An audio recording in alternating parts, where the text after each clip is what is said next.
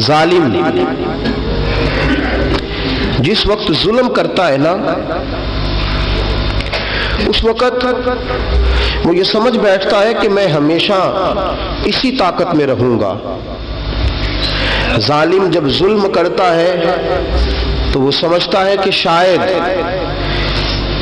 یہی قوت، یہی طاقت، یہی جوانی، یہی اقتدار یہ قائم رہے گا، لیکن کبھی ظلم کا راج قائم رہ سکا نہیں، رہتا ہی نہیں۔ یزید نے ظلم کی حد کر دی، جب تخت حکومت میں بیٹھا تو ظلم کی حد کر دی،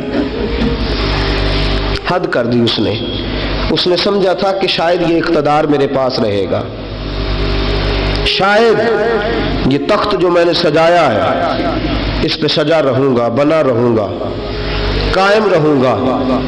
اسے سمجھ نہیں نہ آئی کہ حکومتیں ظلم سے نہیں عدل سے قائم رہتی ہیں۔ میرے عمر فاروق رضی اللہ تعالیٰ عنہ کی حکومت عدل سے قائم تھی تو 12 سال قائم رہی، 12 سال قائم رہی، اور عمر چلے گئے، عدل کرتے کرتے چلے گئے۔ میں اگلے جمعے بیان کروں گا حضرت عمر کے بارے میں۔ جناب عمر چلے گئے، عدل کرتے کرتے دنیا سے رخصت ہو گئے، لیکن مدینے کی گلی سے بھی جا کے پوچھو گے تو عمر کے عدل کی گواہی دے گی۔ مدینے کی گلی اور مٹی بھی کہے گی کہ عمر عادل تھا۔ یزید نے ظلم کیا نا، پورے 4.5 سال رہا، لیکن اس کا خیال تھا کہ میں جمع رہوں گا، بنا رہوں گا، رہ سکا نہیں، رہ سکا، کیونکہ اللہ غافل ہے، اللہ کو پتہ ہے۔ اور ایک اور بات بھی، ایک اور جملہ بھی کہنے لگا ہوں، اسے بھی یاد رکھیے گا، ظالموں کو مددگار بھی مل جاتے ہیں، ظالموں کو مددگار بھی مل جاتے ہیں، بلکہ ظالموں کے مددگار زیادہ ہوتے ہیں، بدی جلدی پھیلتی ہے، گناہ جلدی پھیلتا ہے، ظالموں کے مددگار زیادہ ہوتے ہیں۔ یزید کو مددگار ملے، ابن سعد ملا، ابن زیاد ملا، شمر ملا، خولی بن یزید ملا، بڑے اسے مددگار ملے جو کہتے تھے کہ بالکل کوئی خطرہ ہی نہیں، دنیا تو ترستی ہے تیری دید کو، اور سب خیر ہے، ہر جگہ امن ہی امن ہے۔ یزید جب ظلم کر رہا تھا تو سمجھتا تھا مجھے کوئی نہیں پوچھے گا، کوئی میرے قریب نہیں آئے گا، لیکن یارو اس تک دنیا کا کوئی بندہ تو نہیں پہنچ سکا، لیکن اللہ کا قہر تو پہنچ گیا نا، اللہ کے انصاف کا ہاتھ تو پہنچ گیا نا، رب تو ہے نا دیکھنے والا۔ عبید اللہ ابن زیاد کے دربار میں جب سیدنا امام حسین کا کٹا ہوا سر پہنچا نا، اس نے ایک چھڑی پکڑی، اور چھڑی پکڑ کے نا تو امام حسین کے لبوں پہ مارنے لگا، کہنے لگا تجھے کہا تھا نا بات مان جا، کٹا ہوا سر تشت میں رکھا ہے، تجھے کہا تھا نا بات مان جا۔ راوی کہتا ہے عبید اللہ ابن زیاد نے چھڑی ماری اور اس نے بے ادبی کی، کہنے لگا تو تھا ہی اس قسم کا، تیرا یہی حال ہونا چاہیے تھا معاذ اللہ۔ حضرت بریدہ اسلمی حضور کے صحابی دربار میں موجود تھے، فرمایا ابن زیاد تو برا ہے، تیرا باپ برا ہے، چھڑی پیچھے کر، کئی بار میں نے ان لبوں کو مصطفیٰ کو بوسے دیکھے ہوئے دیکھا ہے، پیچھے کر، پیچھے کر، ہٹا لے۔ راوی کہتے ہیں کہ 1 2 3 4 5 6 سال گزر گئے، وہی کوفے کا دربار، وہی محل، وہی تخت اور وہی تشت جس میں امام حسین کا سر رکھ کے لایا گیا تھا۔ 6 سال کے بعد مختار ثقفی حکمران بن گیا۔ مختار ثقفی نے کہا کہ میں چن چن کے ماروں گا وہ بندے جنہوں نے امام حسین کو قتل کیا تھا، 1 نہیں 2 نہیں 4 نہیں 6000 بندہ مارا اس نے، چن چن کے۔ راوی کہتے ہیں کہ یہ ابن زیاد 30,000 فوج لے کے نہر فرات کے کنارے میدان کربلا کے سامنے آیا اور اس نے جہاد کیا۔ مختار ثقفی نے ابراہیم بن مالک کو بھیجا، فرمایا جاؤ قتل کر کے لاؤ۔ لڑائی شروع ہو گئی، یکم محرم کو ہوئی تو پھر بند ہو گئی، پھر 5 کو شروع ہو گئی، پھر 7 کو شروع ہو گئی، 10 محرم کا دن آ گیا 6 سال کے بعد، وہی ظہر کا وقت آ گیا، وہی عبید اللہ ابن زیاد جس نے امام حسین رضی اللہ تعالیٰ عنہ کو قتل کروایا تھا، وہ گرا ہوا ہے اور زمین پہ گرا ہے، اس کی گردن پہ ابراہیم بن مالک نے پیر رکھا اور اس کی گردن کو کاٹ کے تشت میں رکھا، اور تشت میں رکھ کے جب اس نے کوفہ بھیجا، وہی تخت جس پہ عبید اللہ ابن زیاد نے بیٹھ کے امام حسین کے مبارک لبوں پہ چھڑی ماری تھی، اسی تشت پہ رکھ کے جب اسی عبید اللہ ابن زیاد کا سر سامنے رکھا تو کوفے کے اس دارالخلافہ کے ایک کونے سے ایک بابا بولا اور بول کے کہنے لگا، لوگوں گواہ رہنا میرا رب بڑا عادل ہے، گواہ رہنا اللہ بڑا عادل ہے۔ چیختا ہے کونے سے پکارتا، کہتا لوگوں عدل ہو گیا، انصاف ہو گیا، عدل ہو گیا، انصاف۔ دیکھو دیکھو، جب حسین کا سر آیا تھا، ابن زیاد نے گستاخی کی تھی تو کونے سے آوازیں نکلنے لگی تھی کہ زیاد برا ہے، حسین اچھا ہے۔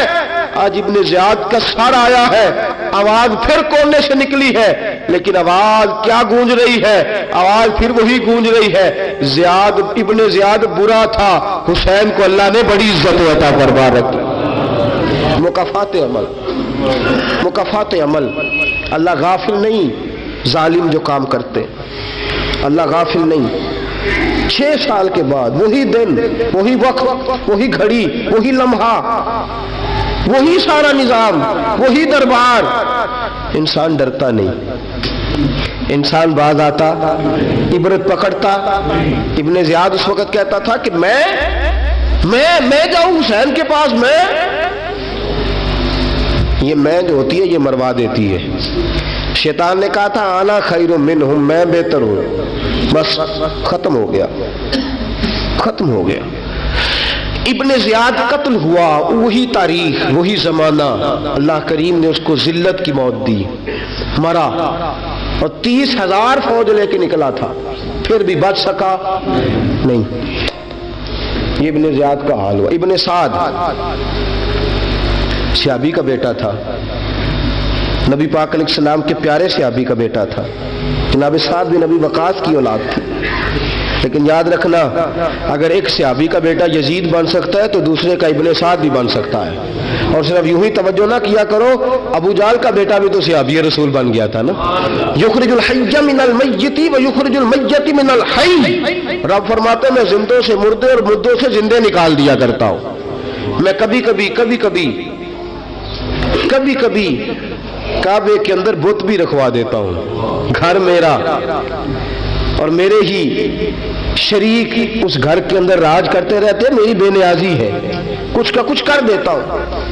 ابن سعد مختار حکمران بنا تو مختار ثقفی نے ابن سعد کے بیٹے حفص کو بلایا، اور مزے کی بات یہ ہے کہ مختار جو بعد میں حکمران بنا نا، بڑی یاری تھی اس کی ابن سعد کے ساتھ۔ جتنے قاتلان امام حسین تھے وہ کوفہ چھوڑ کے بھاگ گئے، دوڑ گئے۔ اور ایک بات یاد رکھنا، ظالم بزدل ہوتا ہے، ظالم بزدل ہوتا ہے، اس کے اندر وہ اطمینان نہیں ہوتا، تو ڈر لگتا۔ بھاگ گئے سارے کوفہ چھوڑ کے، لیکن ابن سعد نے کہا مختار میرا یار ہے، مجھے کچھ نہیں کہے گا۔ اس کے گھر والوں نے سمجھایا کہ تو دوڑ جا، تیرا تو ظلم بھی بہت زیادہ ہے، دوڑ جا تو۔ اس نے کہا نہیں میرا یار ہے، مجھے کچھ نہیں کہے گا۔ اس نے کہا تو نبی پاک کے نواسوں کا نہیں بنا تو تیرا یار تیرا بنے گا، تو رسول پاک علیہ السلام کے خاندان کا نہیں بنا، ان کا تو نے احترام نہیں کیا، یاری کا۔ اس نے کہا نہیں مجھے کچھ نہیں کہنے والا، تم چھوڑو اس بات کو۔ حفص کو پیغام بھیجا، بیٹا آیا۔ مختار نے کہا تیرا باپ کدھر ہے؟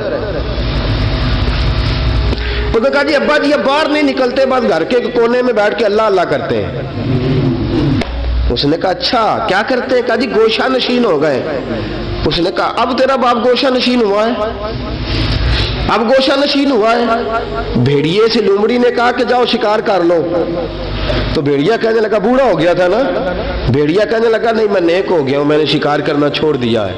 میں کسی جانور کو تنگ نہیں کرتا، تو لومڑی کہنے لگی نہیں بادشاہ سچی بات کر، اب تجھ سے دوڑا ہی نہیں جاتا، اب شکار پکڑا جاتا، اب تجھ سے دوڑا نہیں جاتا، پکڑا، اب تیرے اندر آج بھی طاقت آئے تو تو کم کرے نہ، تو اب بھی چھوڑنے والا، اب تجھ سے دوڑا نہیں جاتا۔ ملا رومی فرماتے ہیں بوڑھا ہو کے تو بھیڑیا بھی نیک ہو جاتا ہے۔ کہاں کہ جاؤ، تمہیں بلا رہا ہے۔ کہا نہیں جی میرے ابا جی نا آپ اندر رہ کے اللہ اللہ کرتے۔ اس نے کہا اسے اللہ اللہ یاد آئی ہے، اب اللہ اللہ یاد آئی ہے، کچھ گناہ ایسے ہیں جو رب معاف نہیں کرے گا۔ فرمایا وہ جتنی مرضی نمازیں پڑھے، جتنے مرضی روزے رکھے، جتنی مرضی نفل پڑھے، سارا کچھ کر لے، لیکن اللہ کبھی حسین کے گستاخ کو معاف نہیں کرے گا، کبھی نہیں معاف کرے گا۔ اس لیے کہ جو حسین کا بے ادب ہے وہ دراصل رسول پاک کا بے ادب ہے، اللہ اسے معاف کرے گا؟ ظالم میں اس نے ظلم کیا، ابھی 6 سال ہی تو گزرے تھے، 6 سال ہوئے صرف۔ ابن سعد بھیجا بیٹے کو، کہا جا اب اپنے باپ کو جا کے کہا تجھے مختار بلاتا ہے، بات سنے آ کے۔ ڈر گیا، میں نے کہا ظالم بزدل ہوتا ہے، کہنے لگا اس سے جا کے کہو میں نہیں آ سکتا، بیمار ہوں۔ اس نے کہا چلو وہ نہیں آ سکتا تو ہم تو جا سکتے ہیں نا، ہم تو جائیں گے نا۔ ابن سعد نے بھیجے 10-12 بندے، فرمایا جاؤ زندہ نہ لے کے آنا، میرے پاس زندہ نہ لے کے آنا۔ گئے، بیٹے کو حفص کو گرفتار کر کے کھڑا کر دیا، اور جناب یہ جو ابن سعد تھا اس کو بھیجا، کہا جب تم اس تک پہنچو نا تو جا کے گردن مارنا اس کی، اور مجھے اس کی وجود نہیں دیکھنا، صرف کٹا ہوا سر دیکھنا ہے۔ گئے، جا کے اس کو پکارا، کہا مختار نے بھیجا ہے مارنے کے لیے۔ کہنے لگے مختار مجھے نہیں مار سکتا، میرا یار ہے۔ ابن سعد کہتا ہے مختار مجھے مار سکتا، میرا یار ہے۔ ان فوجیوں میں سے ایک فوجی کہنے لگا اگر تو محمد کے نواسے کو مار سکتا ہے تو تجھے بھی تیرا یار مار سکتا ہے صلی اللہ علیہ۔ اگر تو رسول پاک صلی اللہ تعالی علیہ وسلم کے نواسے کو قتل کر سکتا ہے، تو نے نبی کا حیا نہیں کیا، وہ یاری کا حیا کیوں کرے؟ تو نے ظلم کیا ہے، اب دیکھ تیرا حال کیا ہوتا ہے۔ گرفتار کر لیا، منتیں کرتا رہا۔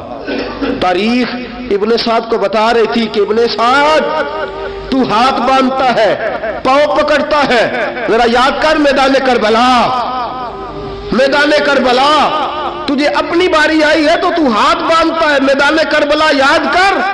حسین نے بھائی کی بھی لاش اٹھائی تھی، حسین نے جوان بیٹے کی میت بھی اٹھائی تھی، 6 مہینے کا علی اصغر بھی اس کی گود میں دم توڑ گیا تھا، اس کی بیٹیاں پیچھے تھی، بہن پیچھے تھی، بھانجیاں پیچھے تھی، بھتیجیاں پیچھے تھی، لیکن حسین نے ایک بار بھی ہاتھ نہیں باندھے۔ یہ کون ہے اٹا ہوا، غبار سے پھٹا ہوا، ہزاروں کوفیوں کے درمیان وہ اکیلا ہی ڈٹا ہوا، یہ بال یقین حسین ہے، نبی کا نور عین ہے۔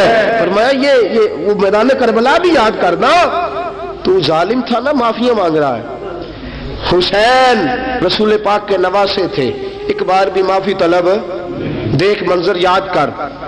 ابن سعد کا ایک ہی بار میں سر قلم کیا، ایک ہی بار میں۔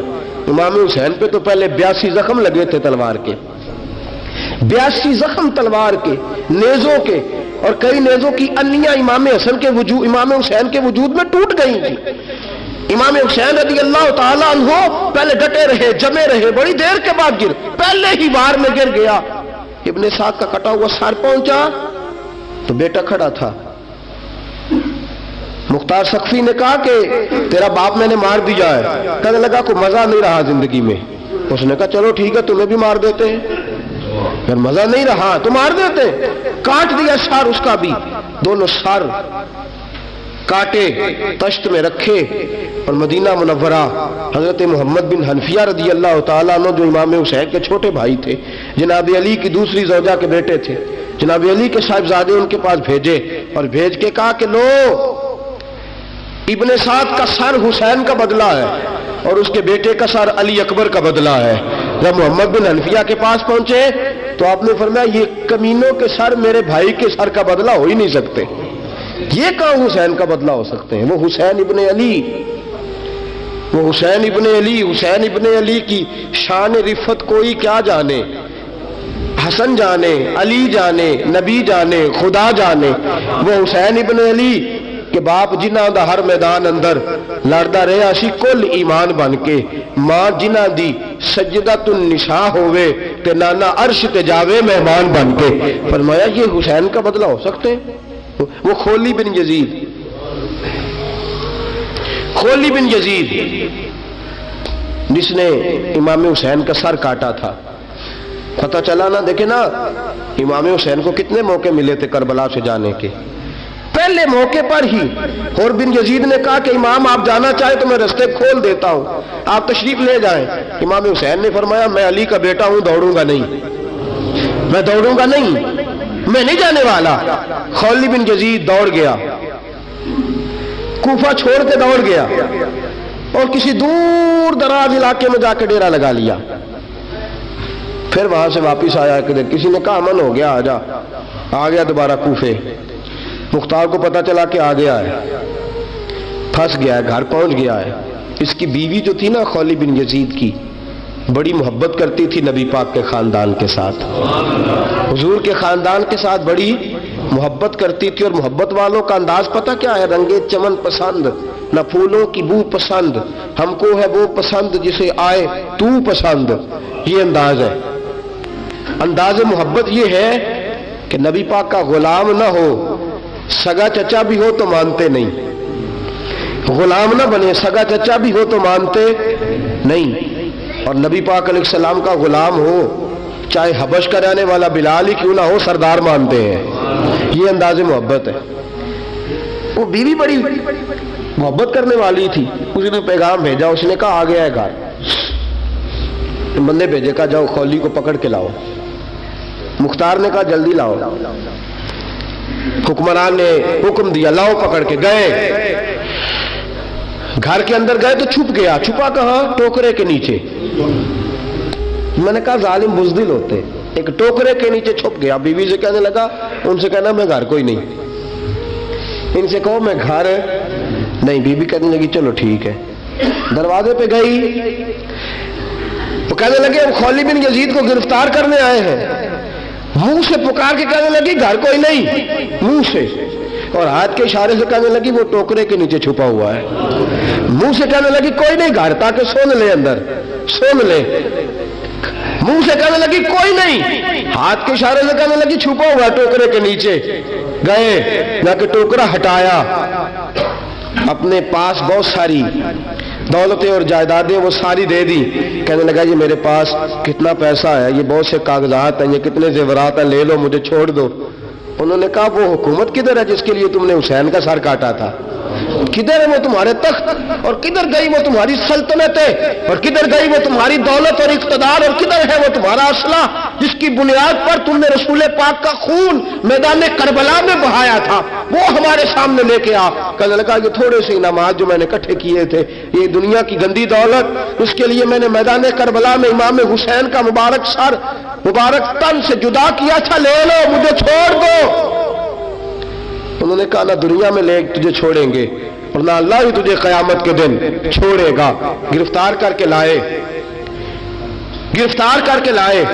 مختار نے کوفے کے بازاروں کے اندر اعلان کیا کہ آؤ باہر نکلو، تمہیں بتاؤں حسین ابن علی کا خاندان گرفتار کر کے انہی کوفے کی گلیوں میں پھرایا گیا تھا نا، یہی گھمایا گیا تھا، آؤ تمہیں دکھاؤں خدا کا انتقام اور اللہ تبارک و تعالیٰ کا انصاف تمہیں دکھاؤں، آؤ میدانوں میں نکلو، گھروں سے باہر آؤ۔ مختار ثقفی اگرچہ بندہ آباد میں یہ بھی ٹھیک نہ نکلا، لیکن بعض اوقات میرے نبی پاک علیہ السلام نے فرمایا اللہ اپنے دین کا کام اپنے نافرمان سے بھی لے لیا کرتا ہے، اس نے کام لینا ہو فاسق سے بھی لے لیتا ہے۔ اللہ نے لے لیا کام، نکلو میدانوں میں، نکلے باہر، چوک بھر گئے، گلیاں بھر گئیں، کوفے کے محلات بھر گئے۔ مختار نے کہا لوگوں 6 سال پہلے کی تاریخ بھی ذہن میں رکھنا، اور آج کا دن بھی تم کبھی مجھے وہ خولی بن یزید ہے کہ یہ نعرے لگاتا تھا کوفے کی گلیوں میں کہ میں نے حسین کا سر کاٹا ہے، میں نے حسین کا سر کاٹا۔ تمہارے سامنے کھڑے، پوچھو اس سے پوچھا بھی تو نے حسین کا سر کاٹا؟ کہنے لگا جی میں نے تو بالکل نہیں کاٹا تھا، میں تو انعام کے لیے نعرے لگاتا تھا، میں نے تو نہیں کاٹا۔ اس نے کہا چلو ابھی کرتے ہیں تیرا بندوبست۔ زخم لگائے تلوار کے ساتھ، اس کے وجود پر زخم لگائے، اور جب نڈھال ہو گیا، خون بہ گیا، زمین پہ گر گیا، تو مختار نے کہا اس کے وجود کو آگ لگا دو، زندہ کو جلا دو۔ جب وہ جل رہا تھا راکھ اڑ رہی تھی، لوگ کہہ رہے تھے کہ دیکھو یاد رکھنا اللہ نے رسی ڈھیلی کر دی تھی، اب رب نے رسی کھینچی ہے، تو دیکھو خدا سے بڑا کسی کا انصاف نہیں ہے۔ کس انداز میں امام حسین کے قاتل کو شمر ذل جوشن، میں نے کہا تھا 10 محرم کے دن جب مختار کے لوگ اس کے پیچھے بھاگے تو مدینہ منورہ تک گیا، حضرت امام زین العابدین سے بھی ملا، انہوں نے پانی بھی پلایا، کہنے لگا امام صاحب لگتا ہے آپ نے مجھے پہچانا نہیں۔ فرمایا میرا سارا گھر اجاڑ دیا، میں تجھے بھول سکتا ہوں؟ کہا پھر پانی کیوں پلایا ہے؟ فرمایا بند کرنا تمہارا کام ہے اور دشمنوں کو پلا دینا یہ ہمارے خاندان کا رواج ہے۔ فرمایا میں نے میرا سارا گھر اجاڑ دیا، تجھے کبھی بھول سکتا ہوں؟ بھول ہی نہیں سکتا، لیکن چونکہ ہمارے گھر کا کوئی مزاج ہی تھوڑا منفرد ہے، ہمارا کوئی انداز ہی تھوڑا مختلف ہے۔ شمر دوڑتا امام زین العابدین سے کہنے لگا پناہ، مجھے پناہ ملے گی؟ آپ نے فرمایا جیسے اللہ پناہ نہ دے اسے بندہ بھی نہیں دے سکتا، تیرے پاس اب چارہ کوئی نہیں، اس لیے کہ اب تجھے دیکھے نا، یاد رکھنا ظالم دوڑتے ہیں نا، جب ظالم دوڑتے ہیں تو پناہ مانگتے پھرتے ہیں، جب ان کا توتی بولتا ہے تو کہتے ہیں ہم چما دیگرے نیس، ہمارے جیسا کوئی اور ہے ہی نہیں، اور جب رسی کھینچتا ہے اللہ تو پھر بھاگے پھرتے ہیں گلیوں اور بازاروں میں، دوڑے پھرتے ہیں۔ اس لیے کہتے ہیں کہ ڈر کے رہنا چاہیے، ڈر کے۔ آج ان کے ساری شمر کو کہا کہ تو اب تجھے کوئی پناہ دے نہیں سکتا، اس لیے کہ تو اللہ کی پکڑ میں آنے والا ہے۔ شمر دوڑتا دوڑتا ایک گاؤں میں جا کے چھپ گیا، وہاں کے لوگوں کو مارا پیٹا، کہا قبر کسی نے بتایا تو گردن اڑا دوں گا۔ رات کا سناٹا چھایا تو مختار سقفی کا گروہ پہنچ گیا، شمر کو گرفتار کر کے لایا۔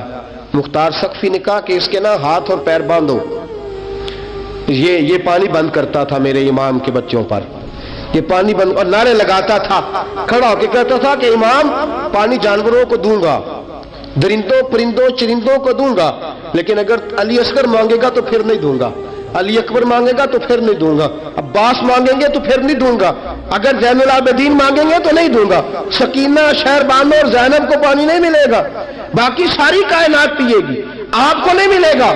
یہ وہی شمر تھا، گرفتار کر کے لایا، 3 دن تک پیاسا رکھا اور زبان اتنی لمبی باہر نکل آئی، العطش العطش کی آوازیں بلند کرنے لگا۔